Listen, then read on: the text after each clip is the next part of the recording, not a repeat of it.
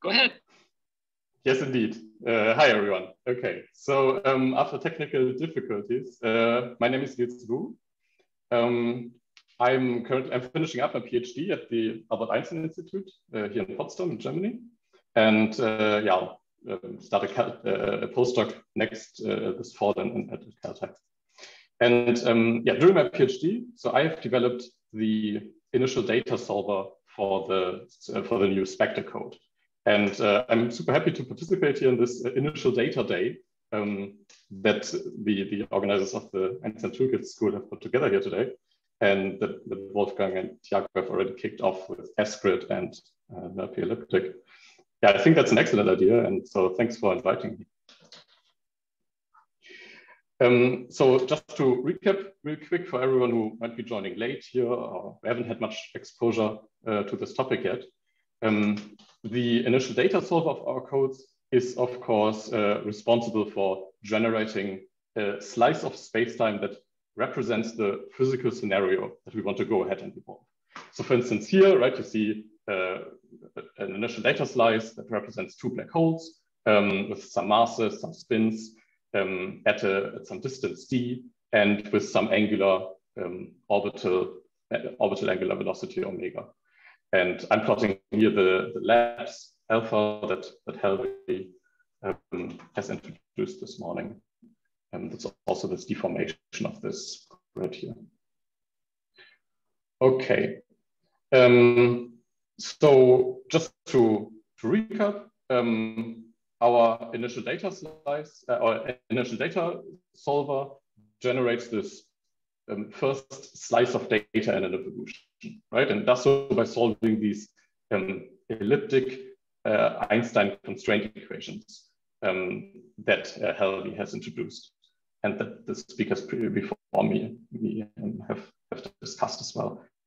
And I like to think about these elliptic PDEs as these boundary value problems in space, right? Like I try to illustrate here. So when we have elliptic PDEs, like the Einstein constraint equations, then we can get a solution at any point P within the computational domain here, given boundary conditions that enclose this domain at all sides. And there exist a bunch of elliptic formulations for the Einstein constraint equations. So Thiago has discussed this puncture approach, and Wolfgang has talked about the XCTS approach, or he had a conformal thin sandwich on his slides. And so solve no time involved. And you sort of want to get right on this initial data slice. And the evolution part of the NR code goes ahead and evolves the remaining set of Einstein evolution equations, which are the set of hyperbolic PDEs. So I like to illustrate hyperbolic PDEs like this, where you get sort of the solution at some point P, given data on this past characteristic cone, right, from which information had time to propagate to this point. And in this picture, you have this initial data at the bottom here, and then you also need boundary conditions where this characteristic cone intersects the domain boundaries. But really all that's relevant for my session here today is that we need this initial data slice, right? We need this for every evolution of, say, binary black holes or neutron stars if we want to do.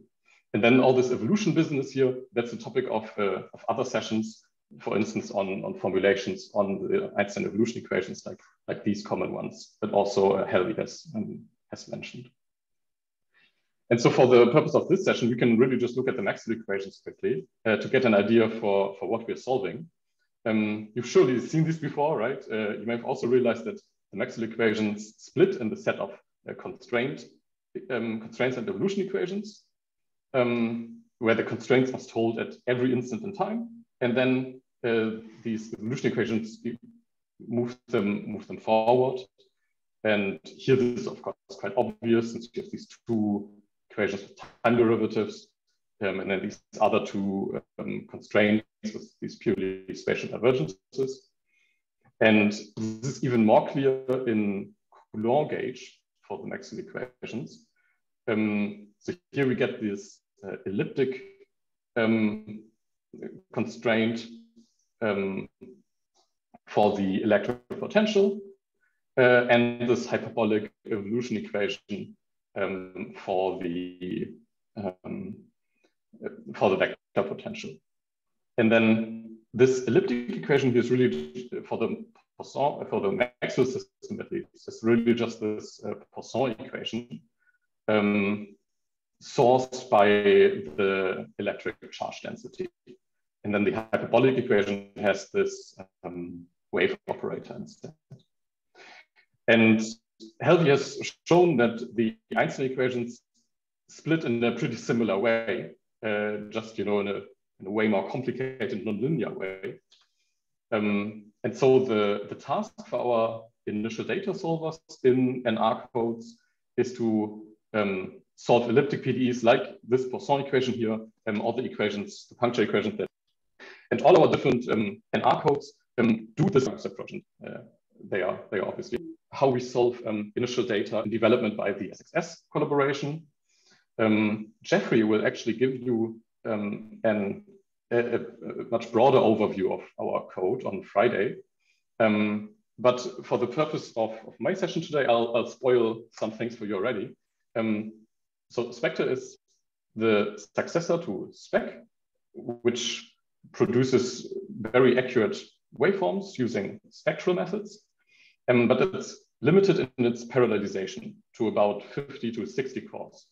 And so we're building SpECTRE as our next generation code to run on large petascale and exascale computers available now and in development. And SpECTRE is really all about high order discretization methods and parallelization. And so is its initial data solver. So we use discontinuous Galerkin methods to retain this high order spectral convergence that makes SpEC so strong and that Wolfgang has explained.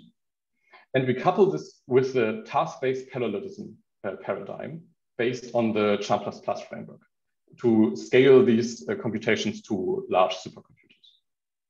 And the SpECTRE source code is open source.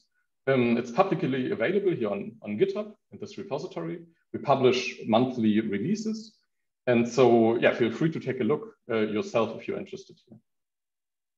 And so just to give you a very quick overview, we are currently building on a generalized harmonic evolution system for the gravity sector with excisions and on a Valencia formulation with subcell limiting for the hydro sector. We do we build a CC and CCM system for waveform extraction, HP AMR with load balancing and local time stepping, and all of these are still very much in work in progress. And Jeffrey will discuss some of these things on Friday in some more detail. So I'm here to tell you about the advances that we've made on the elliptic side of things in SpECTRE.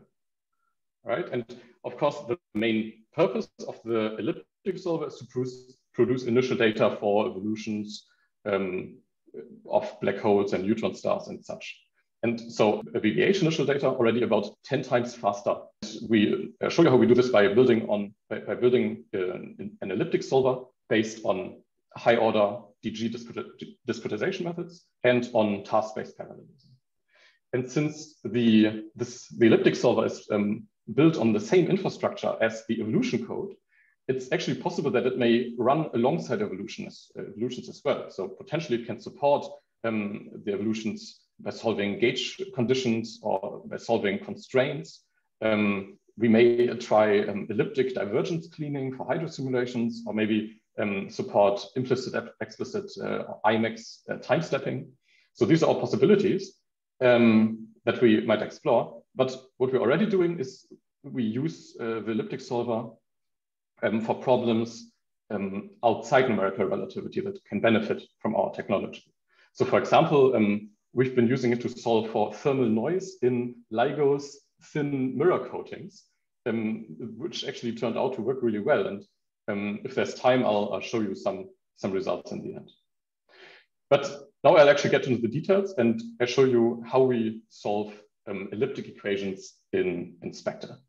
Okay, so in a nutshell, solving elliptic equations involves two steps. First, we discretize the equations, like this Poisson equation here. So it becomes a matrix equation over grid points, like, for example, just this finite difference matrix here that you might be familiar with. And then second, we have to invert this matrix to get the solution at every grid point. And these two steps are the basis for pretty much any elliptic solver, though many different methods are used, like for the discretization, finite difference that you're probably familiar with, spectral methods or pseudo-spectral that Wolfgang introduced.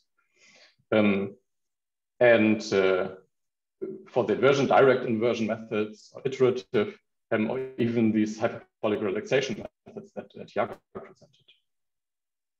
And now in SpECTRE, the key is to make all this very parallelizable. So for the discretization, we choose a discontinuous Galerkin scheme.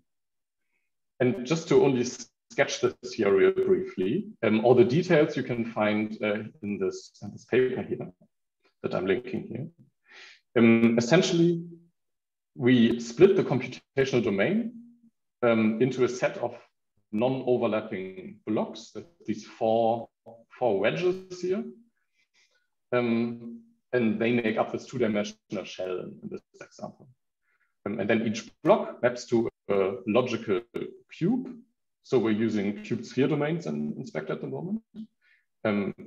Pretty similar to what Wolfgang has shown. And then each block can be split in half any number of times in any direction to make these individual elements. And so here already thinking about parallelization, each element can live on a separate core, right? So this is setting up pretty well for that. And then on every element, we choose a Legendre-Gauss-Lobato grid of grid points, an LGL grid, that define a nodal spectral scheme, as Wolfgang has explained. And so by increasing the number of collocation points within an element, we can get exponential convergence for smooth problems. And this is what has made SpEC so successful. And we also show this for a couple of examples, including black holes in this paper. But with this DG scheme, we also have a well-defined way to split the domain into more elements, right? So we can distribute them to lots of cores. And this is not so easy in SpEC. And the important part here is that these DG elements only need to exchange fluxes over these boundaries. And we do this by interpolating to these fiducial mortars here that glue elements together. And when the elements have different numbers of grid points on the shared boundary splits between two elements, like vertically. Yeah. And yeah, all the details on this DG scheme are in this paper. And I'll just want to give you an example how all this comes down to a matrix equation that we can then solve in parallel. So here's a rectangular domain, just an example, rectangular domain split into 4 DG elements, and each has 6 by 6 grid points. That's these light gray lines. And now the DG scheme translates this into a matrix equation that describes how these elliptic equations, like the simple Poisson equation in this example, couple every grid point to every other grid point in the domain, basically. So the data in this vector U here that are the field values at all grid points. And because within each element, we have a spectral scheme, these grid points in the element are coupled together very strongly. And that's these diagonal blocks here, these 4 blocks corresponding to the 4 elements.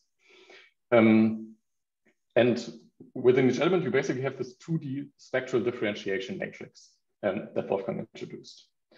But grid points across elements are only coupled through fluxes between nearest neighbors. And that's the structure of the matrix here off the diagonal.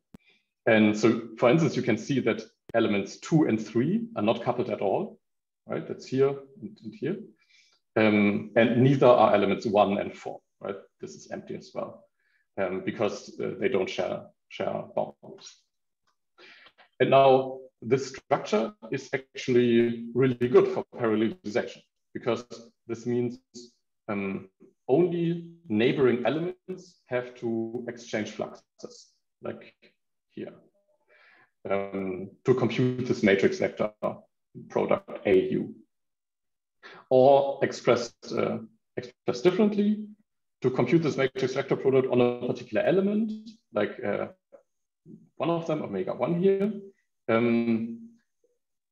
you need to compute first the spectral bulk part within the element that couples all gradient within the element.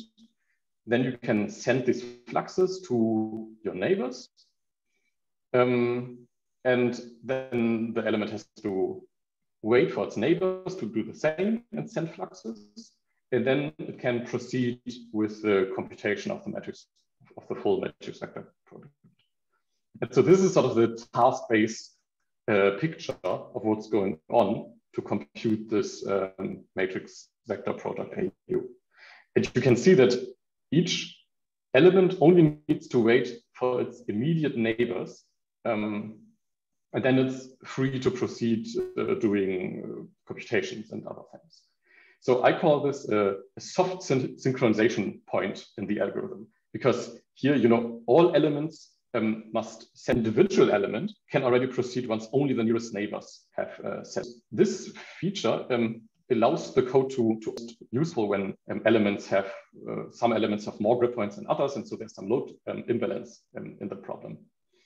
Okay, so these DG methods are quite good for parallelization to evaluate this matrix vector product. And now we just have to use this to solve this matrix equation here in parallel. And I've called this step invert before, invert, but you know, actually building this full matrix here and inverting it directly, that's hardly ever really feasible. And in principle, it's always possible to build this full matrix just by feeding it unit vectors, into this matrix vector product to evaluate this matrix one column at a time. And it's actually not unheard of that people do that to solve elliptic equations. So I believe, and please correct me if I'm wrong, that the Fuka code built on Katas that we'll hear about next, right after the session, I think it does something of this sort. And this approach is actually super parallelizable because each core can just work on a bunch of these matrix vector products until they are all done and the matrix is built. But this means that we have to evaluate maybe millions of these matrix vector products or more for higher resolution problems, in particular when multiple elliptic equations are coupled and not just one Poisson equation. And then this approach really hits its limitations also in terms of the memory needed to store this huge matrix, even when stored in sparse format. Particularly in 3D at high resolution with multiple coupled equations, like 5 equations in the case of the XCTS equations. And so the scalable solution to this problem is to use iterative algorithms. And I believe we'd all agree on this if it were not for the rather high complexity in implementing good iterative algorithms. And if I stir up a controversy here, then even better. And I'm happy to discuss these things, of course. And I should say that my results that I'm presenting now won't really help in any way in alleviating this concern that implementing an effective iterative elliptic solver is complicated, because it is. And but I have found that it works really well, and I believe it's worth the effort. And so the important part here is to build an algorithm that not only runs on many cores, but also uses them effectively. And so before going into any details on the iterative elliptic solver and SpECTRE, I will, let me sketch this task-based parallelism approach that I've mentioned a bunch of times. So just for fun, does anyone know this poem by Johann Wolfgang von Goethe, the Sorcerer's Apprentice, der Zauberlehrling. So I'm not sure how well known this is actually outside Germany, but you know, Disney made a version of it, so it's probably well known. And so you know the ideas, you have this Sorcerer's Apprentice who has to carry out mundane tasks, like you know, doing matrix multiplication and such. And so he summons these, and then in the Disney version, these, well, of course, they all individually go and carry one answer, right? And this is really not the point of the poem as Goethe intended, but it's really nice task-based parallelism. And of course, in the poem, this ends really badly for this poor apprentice trying to control these spirits. And indeed, it's a really hard problem of computer science to write a good task-based parallel runtime system. And so in SpECTRE, we are building on this Charm++ library. It's written by computer scientists who hopefully know what they are doing. And so we just have to come up with algorithms that split nicely into tasks. And we have to define their dependencies. And I've already shown you already that this DG matrix vector product here does that quite well. Okay, and so enough with these bad analogies. Now the challenge is to parallelize these iterative algorithms to solve these matrix equations. And that's what I'll get into next. But this would be a good time to interrupt me if any questions came up on the initial data side of things, or SpECTRE, or this DG scheme. And you can, of course, also ask at the end. Okay. So sorry, any questions? Yeah. I need some time to get up. Any questions so far? Yeah, Roland. So I guess the task-based parallelism probably solves this mostly. When you said you have the soft synchronization point, I can see that for that one iteration step, everybody can now proceed, but you will still have to wait at the end of this iteration step for everybody else to catch up. So your elements are still synchronized. So if you have tasks after this soft synchronization step, then this element can already work on them while others are still lagging behind and working on other things. And if you have a good load balancing system, then the runtime system can shift the tasks around to overlap them. And I have an example for this later. Does that make sense? So in Charm++, you basically allow kind of an element to lag behind multiple iteration rounds, and then you have older grid copies still around essentially for that one to have sources. You seem to be muted, Nils. Very strange. That depends very much on the algorithm. If it allows an element to lag behind. Really? Talking about lagging behind, your video seems to be lagging a bit for some reason. Lagging behind. Can you hear me now? Okay. Yeah, we can hear you now. Everything seems fine. Yeah, everything seems to lag behind. Yeah. What I said is, if the algorithm allows for an element to lag behind multiple iterations, then the runtime system would be able to cope with that. But usually it can't. But within an iteration, I mean, usually the algorithm needs elements to synchronize up at some point. But the goal of writing our task-based parallel algorithms is to allow overlap of computation between elements. So the runtime system has a chance to distribute elements around. Cool. All right. Roland's nodding his head. Good sign. All right. So. Okay. So I hope this any other questions? Doesn't lag behind too much. And no other questions. So please go ahead. All right. So I'll build the SpECTRE elliptic solver top to bottom for you. And I'll focus on how it achieves parallelism. And maybe this also goes into that direction of Robert's question. And all this is detailed in this paper that I'm linking here. And so the top level component of the elliptic solver is just a Newton-Raphson algorithm with a line search to handle nonlinear equations. And so this means we linearize the equations around an initial guess and solve for correction delta U here. And this is very standard, and I think pretty much all initial data codes that we're talking about today use a Newton-Raphson algorithm in some shape or form at the top level.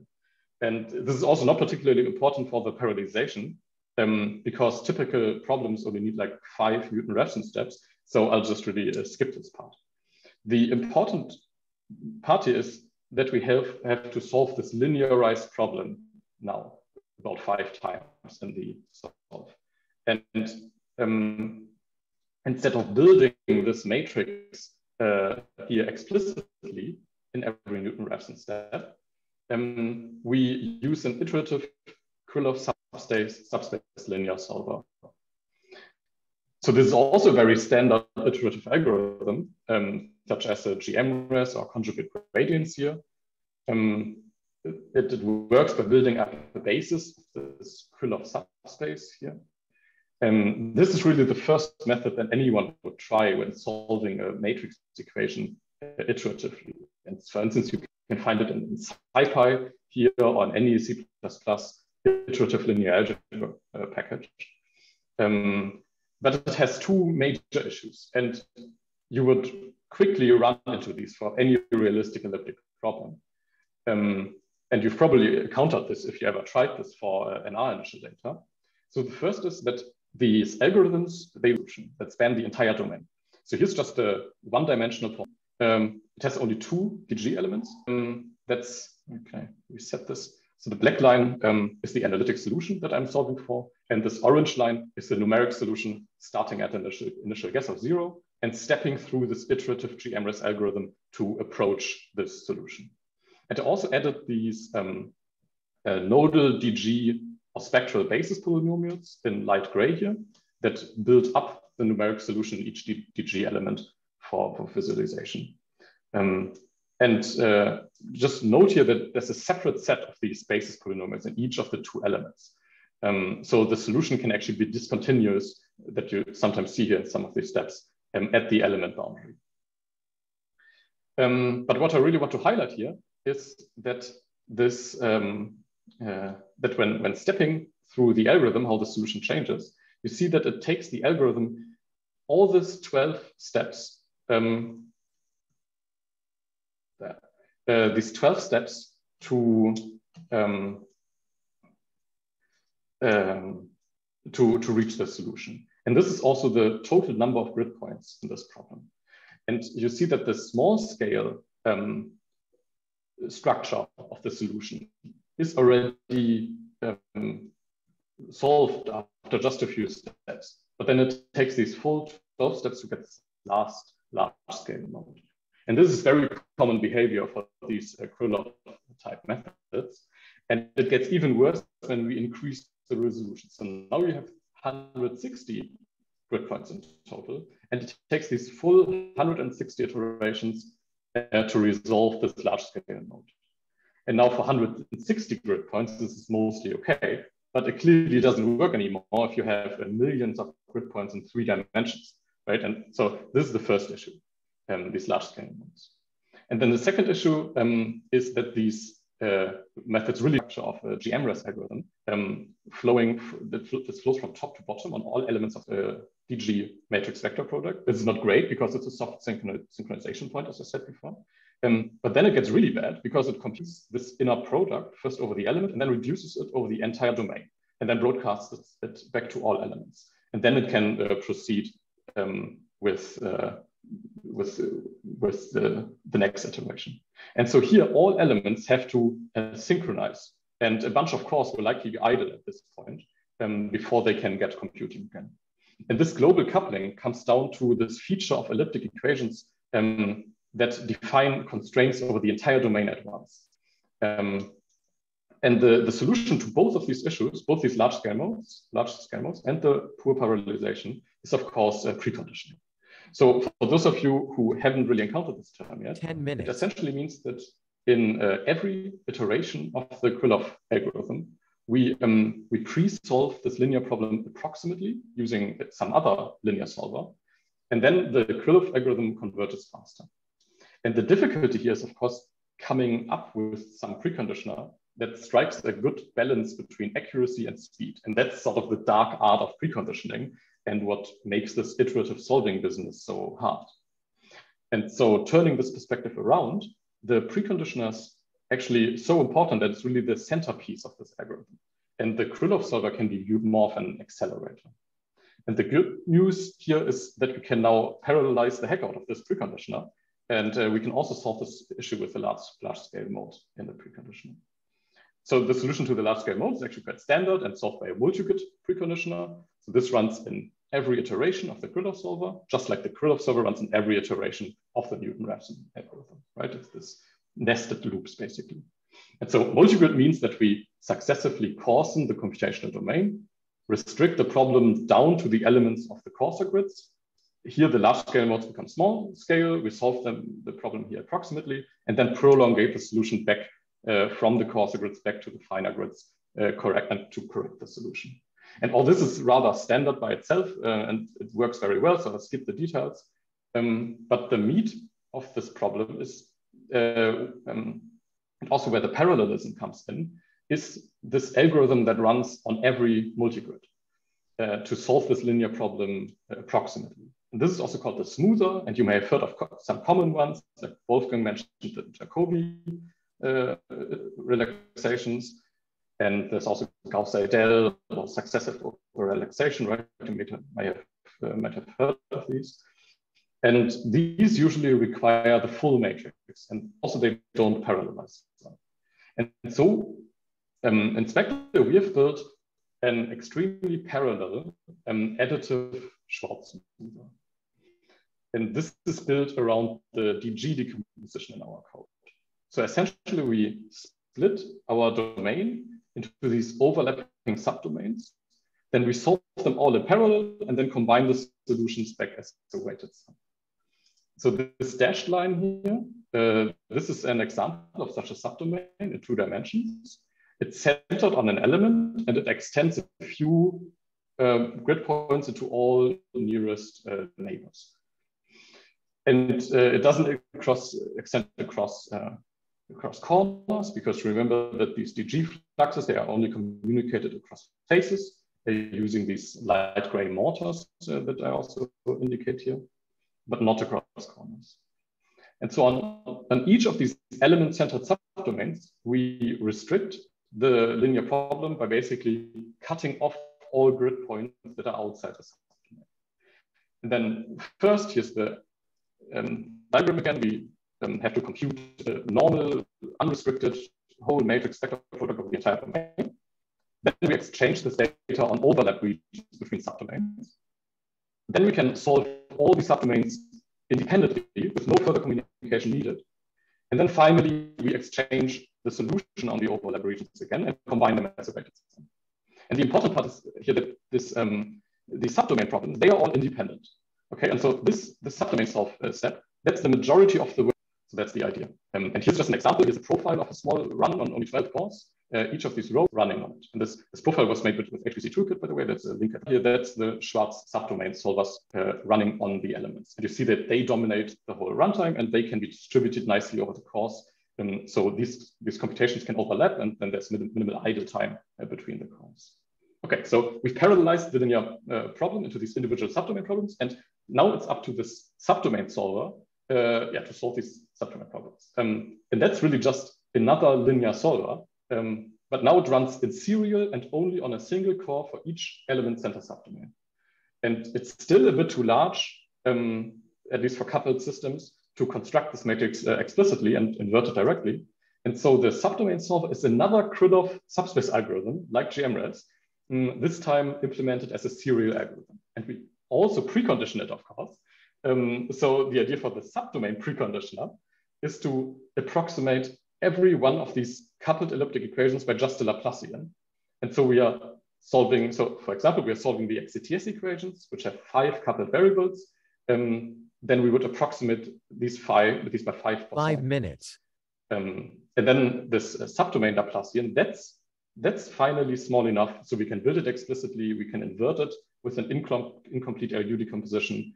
And this is very fast, and it can also be cached between subdomain solves as long as the grid doesn't change. Okay, So here you have it. This is the SpECTRE elliptic solver. It's a lot of nested preconditioners, and they all serve some function. So the multigrid resolves the large scale modes, the Schwarz smoother enables the parallelization, and then this Laplacian approximation speeds up this subdomain source. Okay, so I'll quickly go ahead and highlight just a few results as well today. So first result, just looking at a Kerr-Schild black hole on a spherical shell like this, with this excised horizon, the elliptic solver with this multigrid-Schwarz preconditioner achieves scale independence. So you can see this in this plot. It has the number of Krylov iterations over the refinement level. So from left to right, we split the spherical shell into in two everywhere. Into more and smaller elements. So you go from 6 to about 200,000 elements, the very right here. And then without preconditioning, the number of iterations needed to solve for this Kerr-Schild solution quickly becomes way too large. But then adding Schwarz preconditioning cuts down the iterations by about a factor of 10. It still increases with the resolution, but then with the multigrid solver, this number of Krylov iterations actually stays constant. And instead, this additional computational work that is needed at higher resolutions is pushed into more multigrid levels with more subdomain problems. And that's good because those can be parallelized. Right? And for the parallelization, let's actually look at the BBH initial data source. So here's the domain we're currently using. This is a cut through the orbital plane in 3 dimensions. You see the grid is shifted a bit here to accommodate for the mass ratio of the black holes. And also these 2 excision surfaces in the center are actually deformed to conform to spinning Kerr horizons. So that's a bit small to see here. And then these black lines are the element boundaries, and all of these could be further split in half in any direction to increase resolution. Or we can get exponential convergence by increasing the number of grid points that you see here in light gray in every element. You can see this exponential convergence in the plot on the left here. It shows this discretization error over the total number of grid points. The gray line here is SpEC running an AMR scheme to increase resolution from left to right on its 11 big spectral subdomains. That's the SpEC initial data grid. And the black line is SpECTRE on the domain that I just showed you. It has about 300 DG elements. And I just increased the number of points in each element by 1 everywhere in the domain. So there's no AMR. And so we need a few more grid points in SpECTRE to reach the sense on their shared boundaries. But on the right, you see the wall time for solving this 1 configuration course. And SpEC's initial data solver is 11 cores for the 11 subdomains. And this we can now scale this BBH problem reliably here to about 120 cores. And so this means we are already faster than SpEC on 4 cores. And we reach a speed up of about 10 compared to SpEC on 120 1 minute. cores. So that's Please conclude. 10 times more cores than SpEC can use. And at this point, this run actually takes only about 30 seconds. And of course, we are looking to scale way harder problems with neutron stars and such to way more cores than just a few hundred here. And this is possible by splitting them into more DG elements.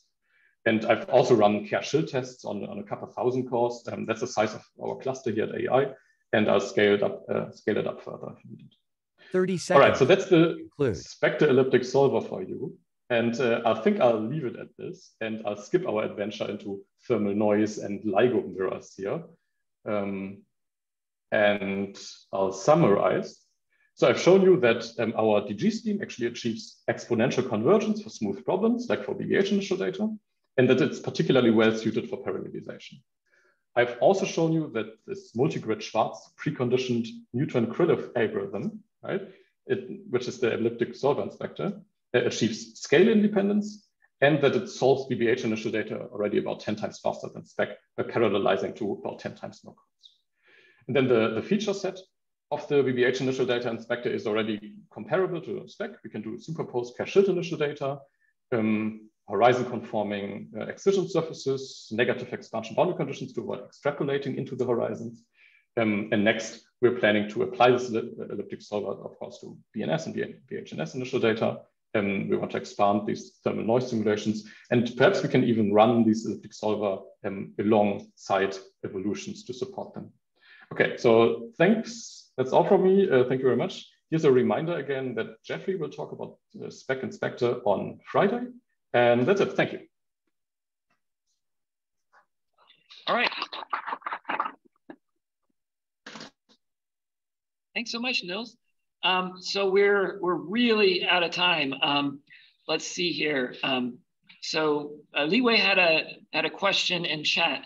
What's the difference between the inner boundary condition between discontinuous Galerkin and spectral for the elliptic solver? So in SpEC, actually, the elliptic solver has overlapping, these 11 subdomains overlap. So it has this fancy scheme where it creates sort of boundary or matching conditions between these spectral subdomains by interpolating these overlapping subdomains across each other. In this DG scheme, this is, I'd say, more well-defined, right? You define these fluxes between these elements that abut, right? That share a boundary. So I'd say a DG scheme is really just a spectral scheme with an easy way of dividing it up into more and smaller elements. Great. Well, thanks, Nils. I think any other questions, maybe you two can discuss it over chat or another separate yes, thank you. interaction space. So thank you so much again.